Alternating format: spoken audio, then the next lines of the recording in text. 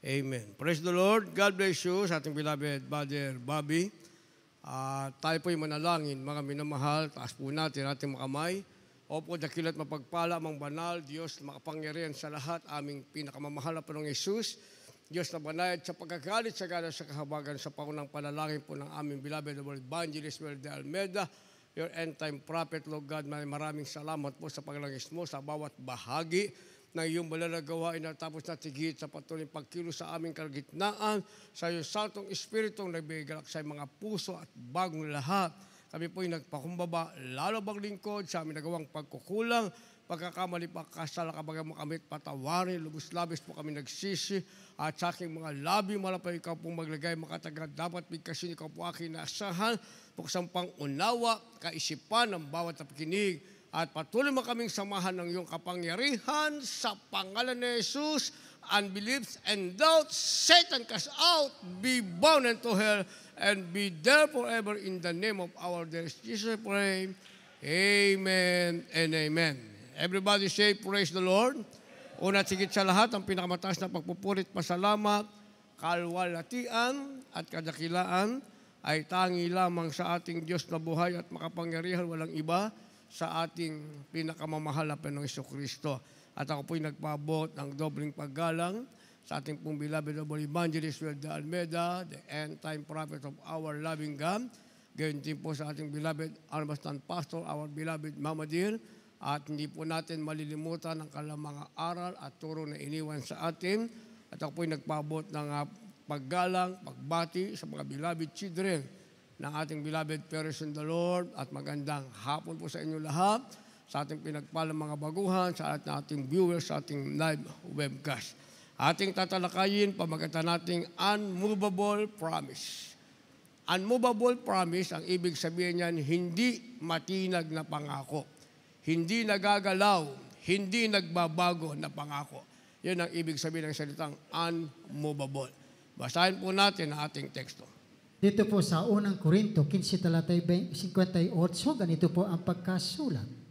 Kaya nga, mga kapatid kong minamahal, kayo'y magsitatag, huwag makilos, na laging sumasagana sa gawa ng Panginoon.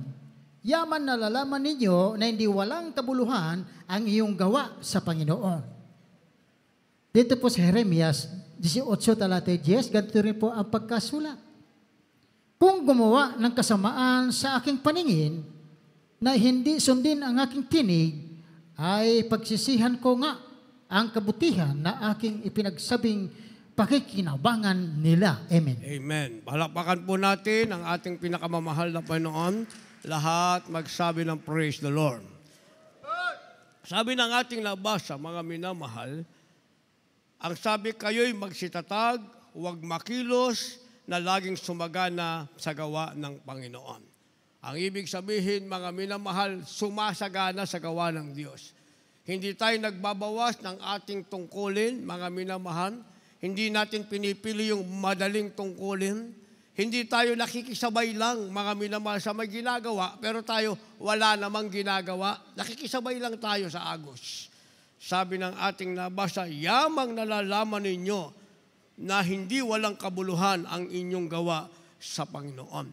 Yun daw ating ginagawa sa mahal na Panginoon, mga minamahal, anuman ang ating ginagawa. Hindi daw ito nawawalan ng kabuluhan. Na ang ibig sabihin, yung pangako ng Diyos, na kapag gumawa ka sa mahal na Panginoon, ginagawa mo yan for the glory of God. Ang sabi, ang pangako ng Diyos sa iyo ay mananatili. Hindi mawawalang kabuluhan. Nag-iimba ka lamang ng sinasabing spiritual deposit. Nag-iipon ka lamang ng kayamanan sa langit. At pagdating ng panahon na kailangan mo nang mag-withdraw dahil may pangailangan ka sa mahal na Panginoon. Dahil hindi ka nakilos, ikaw ay naging matatag, sumagana ka sa paggawa ng Diyos, sa harap ng Diyos. Ang sabi, hindi kalilimutan ng Diyos ang lahat mong ginawa. Pag kailangan mo na ng tulong ng Diyos, bago ka pa man humingi, ipagkakaloob na yan sa iyo ng ating pinakamamahal na Panginoong Hesukristo. Kaya nga, mga minamahal, ang tagumpay sa banal na iglesia, nakatatak na yan. Gumawa tayo at hindi gumawa, mga minamahal, yung iyong pirasong gagawa sa pamagitan nila na kaunti lamang ay ibibigay pa rin ng mahal na Panginoon ang sinasabing pagtatagumpay. Kaya nga kay Gideon, palagi nating inuulit, mga minamahal, 10,000 ang kanyang kawal, ang kanyang matatapang na sundalo. Ang ginawa ng mahal na Panginoon, pinili pa isa-isa ang natira 300. Sa 300, mga minamahal, doon nagbigay ng pagtatagumpay ang mahal na Panginoon. Sabi ng ating mahal na Panginoon, 300 lang ang kailangan ko, hindi 10,000. Lahat ng matatakutin, pauwiin mo. Ilan na natira? 600, mga minamahal. Dalhin mo sila sa sapa, sabi ng mahal na Panginoon. Ang iinom dyan, nasasalok ng kanilang kamay, at saka yung iinom na parang aso na ang dila nila isasayad sa tubig, paghiwalayin mo. Pinaghiwalay ng ating mahal na Panginoon, ni Gideon. Ang natira, 300, sabi ng ating mahal na Panginoon, bibigyan ko sila ng pagtutugumpay sa 300 lamang na sundalo mo. Dahil kapag 10,000 kayo, baka sabihin ng sundalo mo, sila'y magmalaki, kaya kayo naging matagumpay dahil kayo'y marami. Pero ipakikita ko ang kapangyarihan ng Diyos sa 300, ang yung hukbo ay magtatagumpay. Kaya nagtagumpay sila, mga minamahal. Out of 10,000 soldier, ang natira ay 300, mga minamahal. Sa 300, ibinigay ng Diyos ang tinatawag na pagtatagumpay.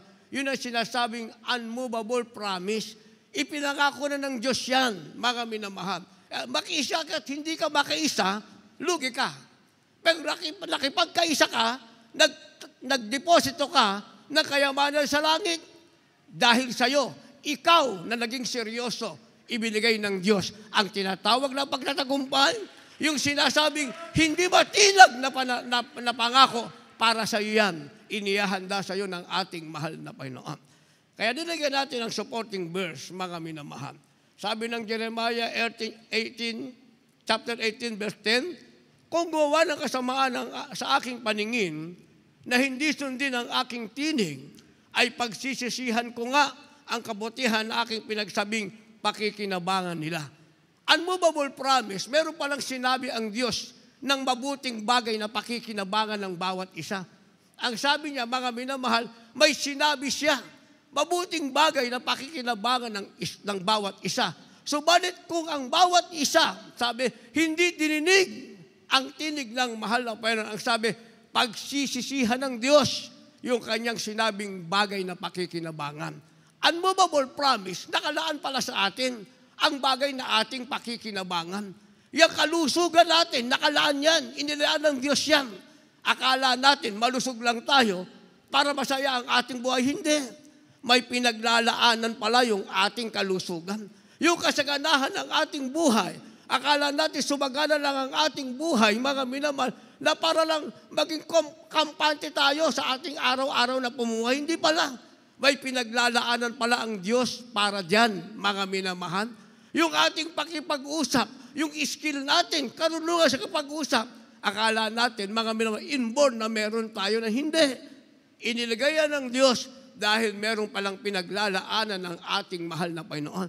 Na kapag ginamit natin yan, na dinidinig natin ang tinig ng Diyos, ginamit natin yan, sabi ng ating nabasa, papasok ang unmovable promise. Yung pangakong hindi natitinag, ang sabi, may bagay kang pakikinabangan na nanggagaling sa ating pinakamamahal na Panginoong Jesucristo. Subalit, kung hindi mo tinggin ang tinig ng Diyos, ang sabi, babawiin ng Diyos ang sinabi niyang bagay na iyong pakikinabangan. Kaya nga, meron sinasabing steadfast service. Ang kailangan natin para unmovable yung pangako ng Diyos. Hindi natitinag. What we need is steadfast service. Pag sinabing steadfast, ito'y sinasabing matatag na paglilingkod. Hindi paglilingkod na kung kailan lang natin gusto, mga minamahal. Hindi paglilingkod, nakikisabay lang tayo sa agos. Nakikituwa lang tayo. Nakikitagumpay lang tayo. Yung sinasabing steadfast, mga minamahal, nagmumula yan sa'yo. Individually, it begins to you. Sa'yo yan magsisimula. Sa'yo yan. Ikaw mismo, patatatagin mo ang paglilingkod mo sa ating pinakamamahal na Panginoong Jesucristo. Basa.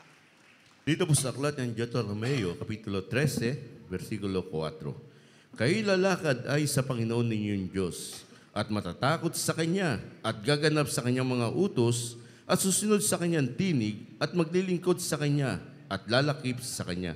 Dito po sa aklat ng Hebro, Kapitulo 10, versikulo 36 hanggang 39. Sapagkat kayo nangangailangan ng pagtitiis upang iyong magawa ang kalooban ng Diyos na magsitanggap kayo ng mga pangako, sapagkat madaling panahon na siya'y pumarito at dumating na hindi maluluwat. Ngunit ang aking lingkod na matuwid ay nabubuhay sa pananampalataya at kung siya'y uurong, hindi sa kalulugdan ng aking kaluluwa. Sa 39, ngunit tayo hindi doon sa mga nagsisibalik sa kapamakan, kundi doon sa mga pananampalataya sa ikakaligtas ng kaluluwa. Palakpakan po natin ang ating mahal na Panginoon. Lahat magsabi ng praise the Lord. Para manatili yung sinasabing unmovable promise o matatag na pangako ng Diyos, mga minamahal, o hindi natitinag na pangako ng Diyos, kailangan natin ng steadfast service. Steadfast service, ibig sabihin matatag na paglilingkod. Paano tayo magkakaroon ng matatag na paglilingkod? Sabi ng ating nabasa, kayo'y lalakad ayon sa Panginoon yung Diyos at matatakot sa Kanya at gaganap ng Kanyang mga utos at susunod sa Kanyang tinig at maglilingkod sa Kanya at lalakip sa Kanya. Ang salitang ito, sinasabi mga minamahal, kung maglilingkod ka sa Diyos, seryosohin mo. Kaya sabi ng ating nabasa, lalakad ka ayon sa Panginoon mong Diyos. Hindi ayon sa iyo. Kung maglakad ka according to God's will. Hindi yung pipiliin mo yung lakad mo, dahil ito kasi ang gusto ko. Mas madali kasi ito. Dito sisikat kasi ako. Dito kasi marami akong makikilala. Dito kasi pag itong ginampanan ko, palagi ako nasa webcast nito, makikita ako nito. Hindi ganun ang paglilingkod sa Diyos, mga minamahal. Yung iniisip natin, alam na ng mahal na Panginoon yan. Pag tayo nag-iisip ng iniisip natin for the glory of God, lahat ng ating gagawin for the glory of God, huwag ka nang humingi ng kaginhawahan. Huwag ka nang humingi ng kalusugan. Dahil ang ginagawa mo for the glory of God, ibibigay na yan sa iyo ng ating mahal na Panginoon. Pero kung hindi ka naglalakad ng ayon sa kalooban ng Diyos at lumalakad ka sa sarili mong lakad, humingi ka ng humingi, wala kang tatanggapin mula sa mahal na Panginoon. Kaya sabi ng ating nabasa, matakot ka sa Kanya, gaganap ka ng Kanyang mga utos, susunod ka sa Kanyang tinig, maglilingkod sa Kanya, lalakip ka sa Kanya. Lalakip, ibig sabihin, didikit ka sa mahal na Panginoon. Hindi ka hihiwalay. Kahit na ano ang mangyari, mga minamahal, hindi ka hihiwalay. Gagawin mo't gagawin ang kalooban ng ating mahal na Panginoon. Bakit? Nilagyan natin ng supporting verse. Sabi, sapagkat tayo nangangailangan ng pagtitiis upang kung inyong magawa ang kalooban ng Diyos, ay magsitanggap kayo ng pangako. Hindi pala masarap lahat ng panahon sa paglilingkod sa Diyos. Ang sabi, meron siyang pagtitiis. Kaya kung hindi ka napagod, sila pagod na pagod sila, ako sitting pretty lang. Sigurado namang tagumpay yan sa linggo. Talaga namang tagumpay. Kahit wala ka, tagumpay naman talaga. Dahil sabi ng ating nabasa, kailangan ng pagtitiis. Kaya lahat na nagtiis, mga minamahal, yung tagumpay, hindi basta tagumpay. Umuwi ka na't lahat, bagamat pagod na pagod ka, paghiga mo, na panaginipan mo pa ang pagtatagumpay na pinagkaloob ng Diyos. Hanggang ngayon, masaya pa rin ang iyong puso. Hindi yung tagumpay, mga minamahal, in just a little time. Naramdaman niyo ba yun? Tagumpay, sa maiksing panahon lamang. Iba yung tagumpay na baon mo sa puso mo dahil meron kang pagtitiis, kaya tinanggap mo ang pangako pagkatapos ng pagtitiis. Pagpalain lahat ng ating kasamang nagpuyat.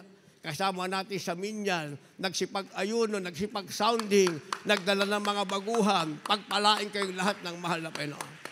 Palagi namin sinasabi sa inyo, mga minamahal, hindi kami magbibigay ng gantimpala dahil lahat tayo ay naghihintay lamang ng gantimpalang mula sa ating mahal na Panginoon. At lahat tayo, mga minamahal, ay sinasabing nagpapakatatag sa paglilingkod sa Diyos.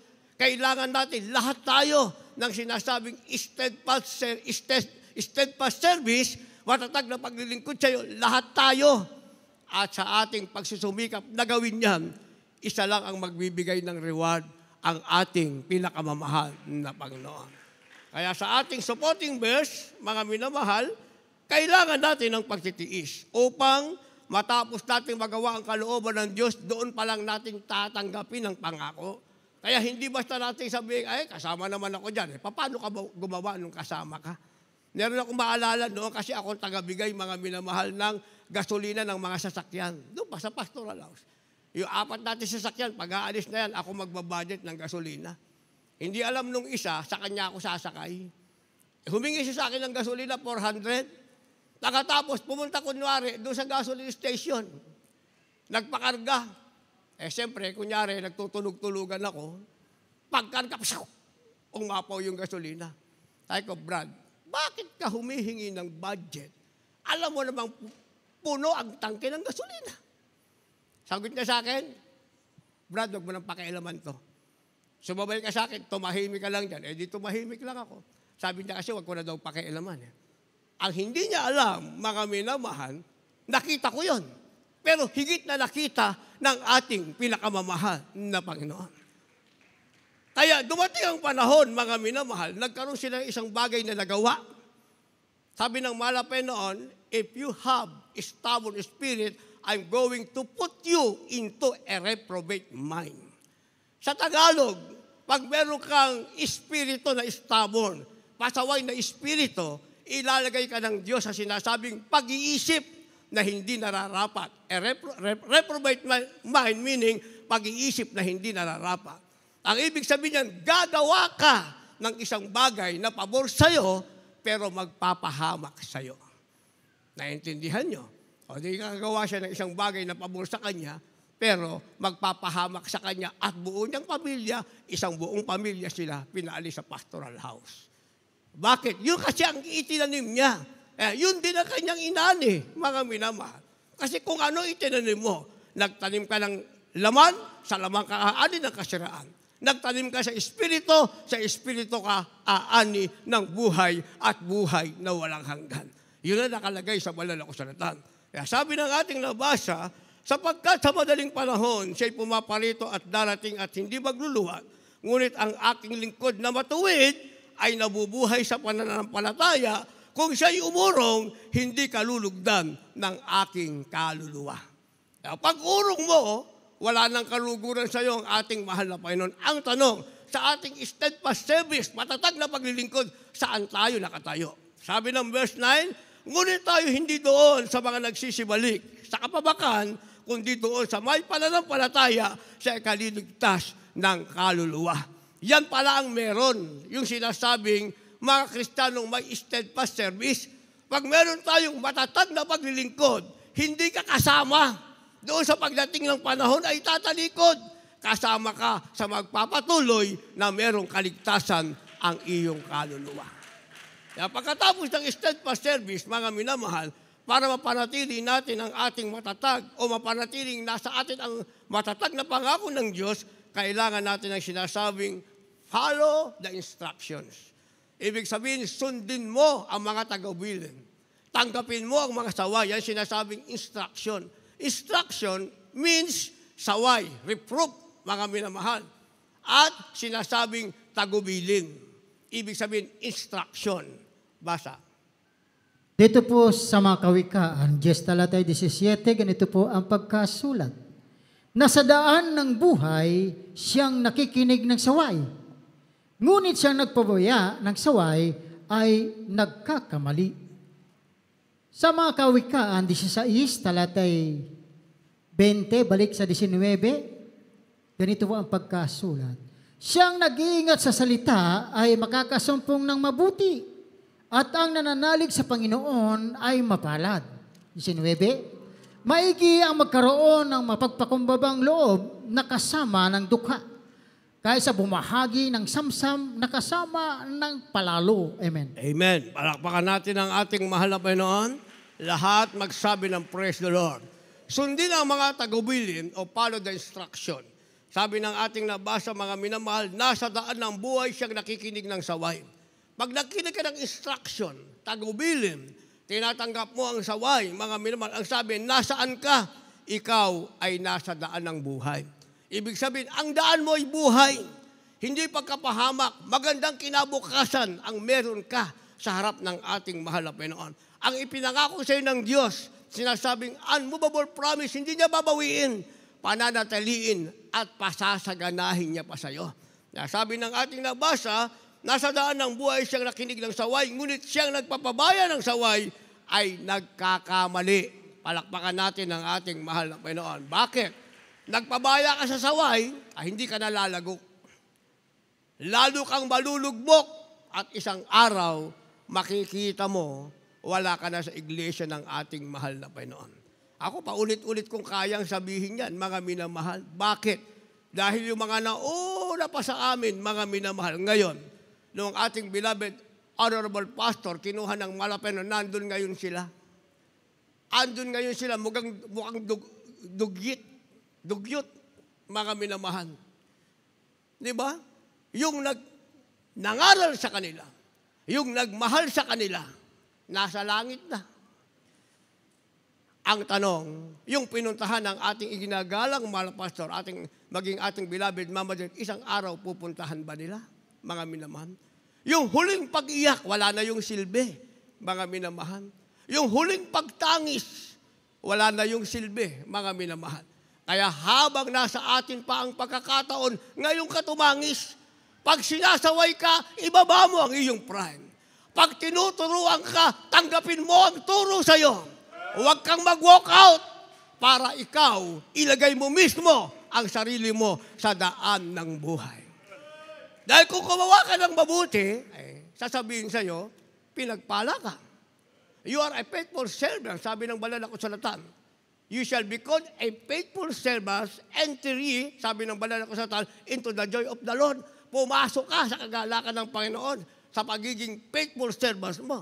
Pero kung mali ka, wala kang papasok ang kagalakan ng Panginoon. Kaya sa lupa pa lang, sinasabi sa iyong mali ang ginagawa mo. Kung tinuturuan ka ng kasama mo, isang grupo kayo, magpaturo ka. Kung nagkamali ka, magpaturo ka. Pag-aralan mo na magawa ang tama dahil ginagawa mo yan. Hindi siya nagtuturo sa iyo, kundi sa harap ng ating mahal na Panginoon para mailagay mo ang sarili mo sa daan ng buhay. Dahil kung ikaw ay magpabaya, ang sabi, ikaw ay mapapahamak. Supporting verse natin, Psalm 16, ang sabi ng verse 20, mga minamahal, siyang nag-iingat sa salita ay nakakasumpong ng mabuti at ang nananalig sa Panginoon ay mapalad.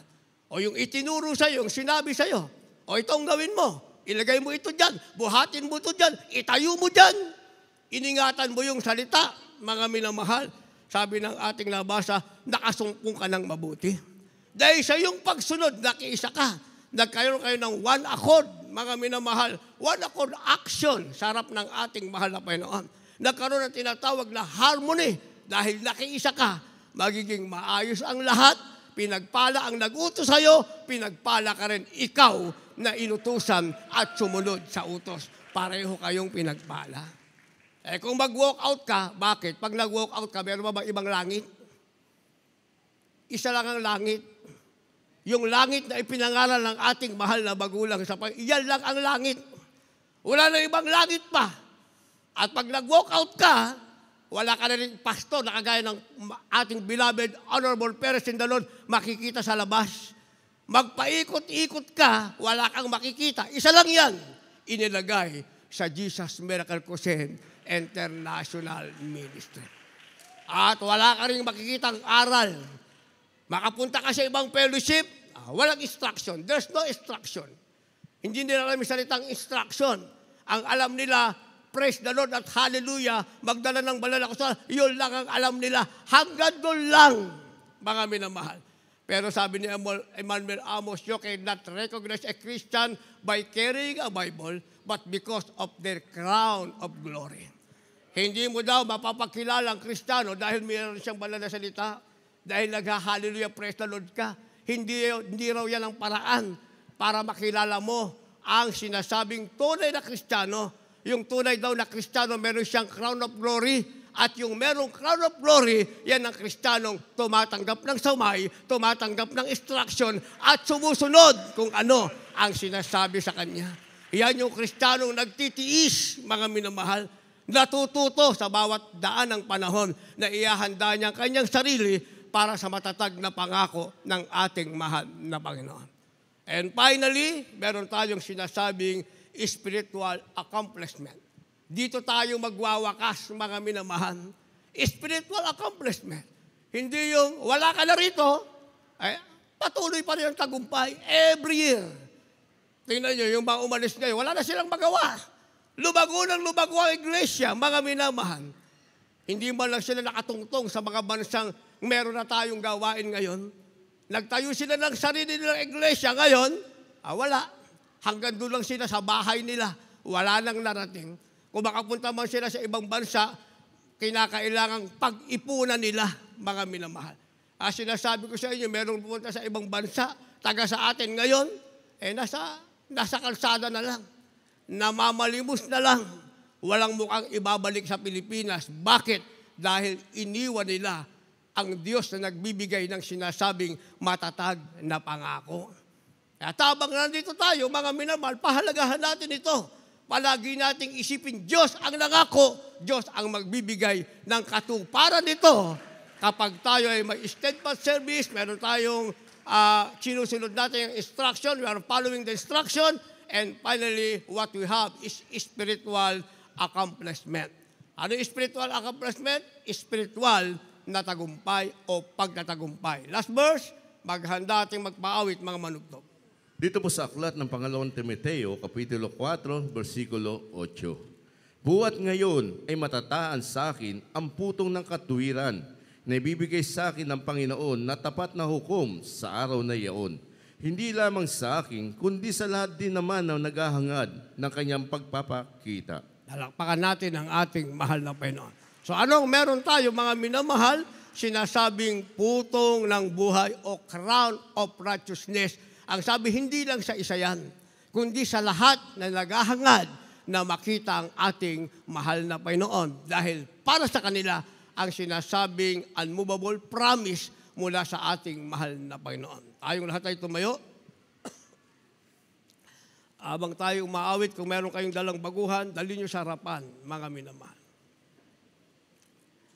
Upang sila ay ating maipanalangin at matanggap din nilang sinasabing unmovable promise coming from God.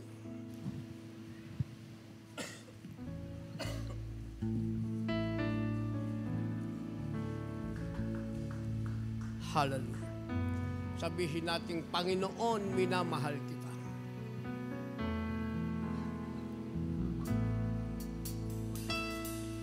Panginoon, minamahal kita. Kausapin natin ang Panginoon. Paglilingkuran kita.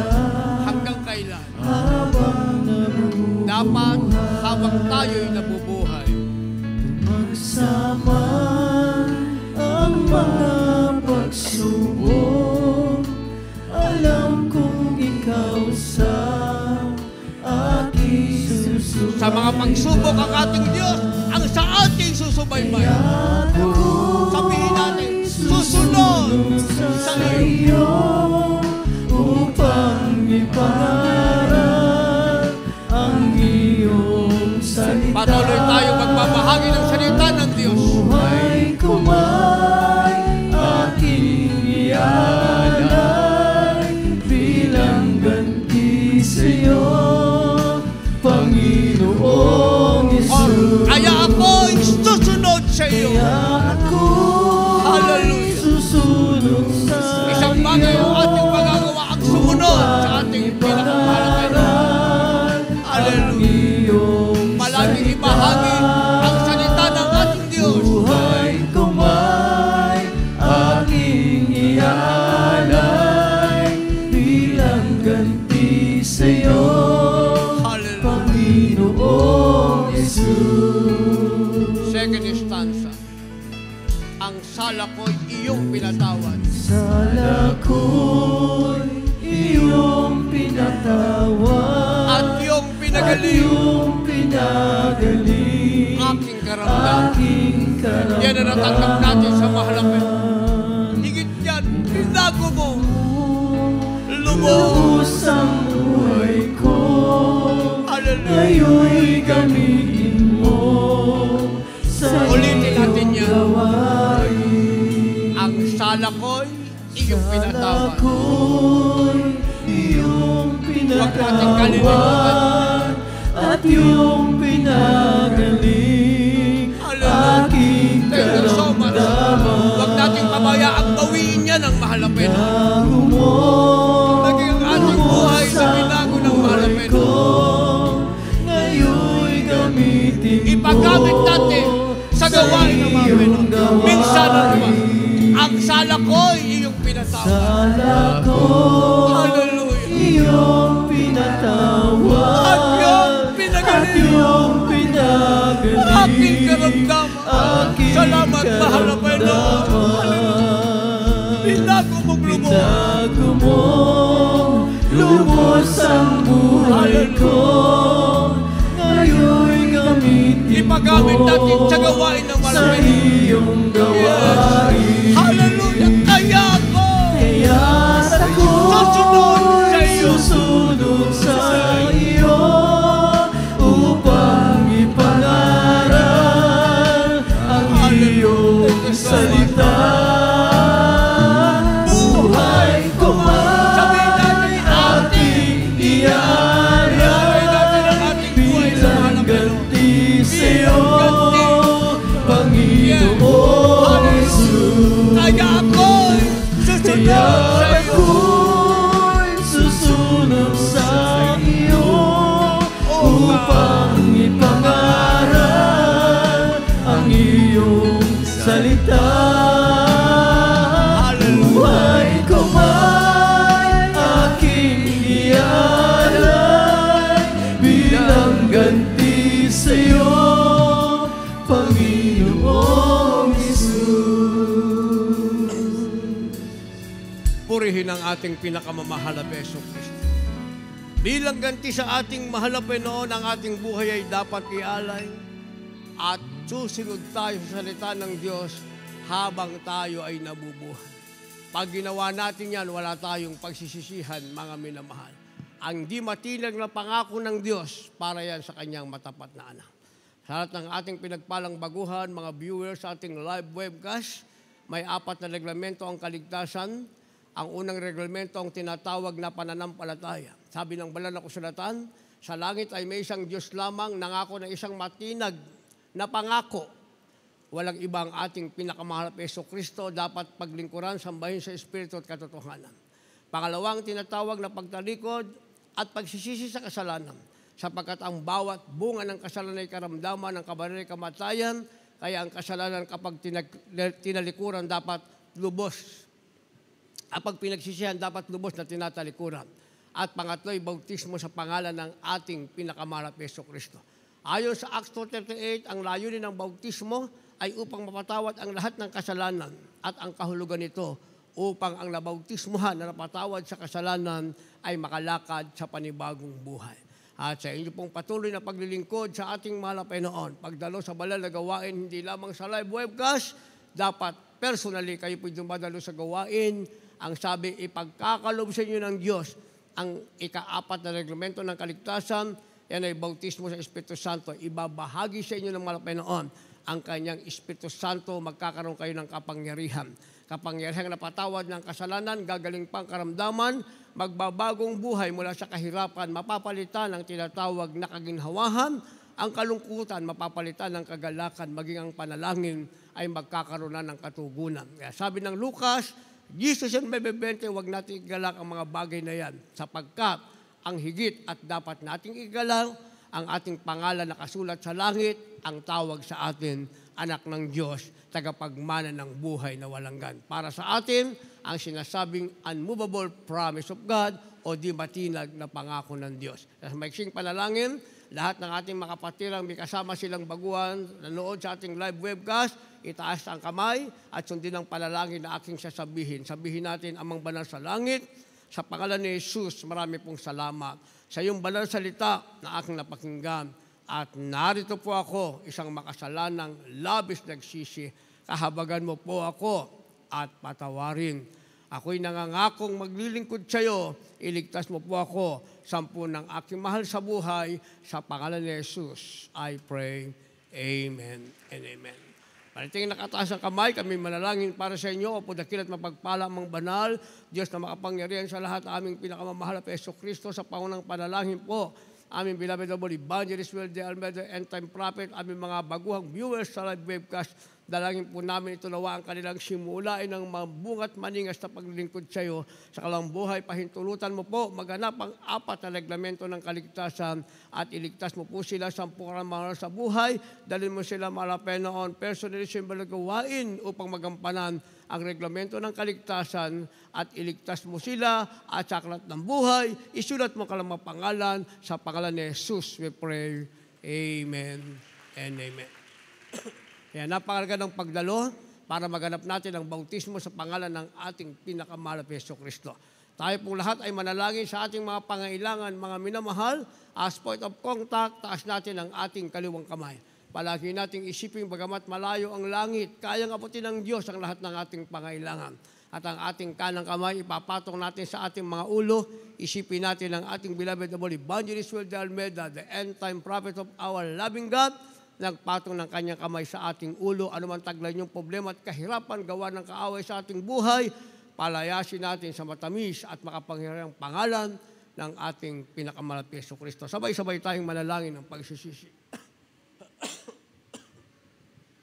Hallelujah. Opo dakil at mapagpala mang banal Diyos, makapangyarihan sa lahat. Aming pinakamamahal na Panginoong Jesus, Diyos banayad sa pagkalit, sa gano'n sa kabagan, sa pahunang panalangin po ng aming beloved double evangelist, Will de Almeida, end time prophet, Lord God, na ito mga nahaksama-sama kami lubog sa tulong belus, nagpapakumbaba, kabaga mo kami patawarin sa lahat-lahat ng aming nagawang pagkukulang, mga pagkakamali, pagkakasala, kahinaan amin na pagbibigyan, pagsalangsang siya yung nagawain, lubos-labis kami nagsisilugan, dalangin po namin panghawakan mo kami tiyanda sa iyong nalalapit na pagbabalik, mahal na Panginoon. At bago sa mga personal pangailangan, lubos namin hiningi ang mahabang buhay at kalusugan, katatagan, mga beloved children, mahal na aming beloved parents in the Lord. Patuloy pangunahin, banal na iglesia, mahal na Panginoon. At dalangin namin, abutin mo ang aming pangailangan, pauwi mo bawat isa, may galakatugunan sa panalangin, sa pangalan ni Jesus, banggitin makaramdaman, demons of incurable sickness and diseases, demons of leprosy, TB, diabetes,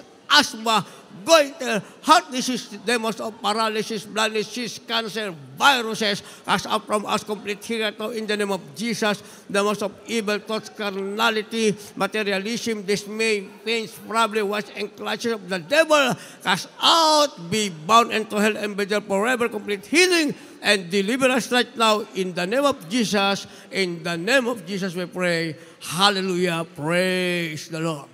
Bilang pananampalataya, tayo na tayo tumayo, taas ang ating kamay, at tayo ay tatalon ng 3 beses. Sabay sigaw ng 3 beses na Hallelujah, praise the Lord, para pinalayas natin masamang espiritu kailanman ay hindi na babalik pa sa atin. Taas ang kamay, sabihin natin na sabay-sabay, Hallelujah, praise the Lord, Hallelujah, praise the Lord, Hallelujah, praise the Lord. Thank you so much, Lord God, for the institute, holy presence, for the glorious gospel, for the forgiveness of our sin, complete healing, deliverance, salvation, assurance of eternal life, for then is the kingdom, the power, and the glory, forever and ever. Sabihin natin, thank you so much, dearest Jesus. We love you so much, dearest Jesus. Lahat, nagsabi ng praise the Lord.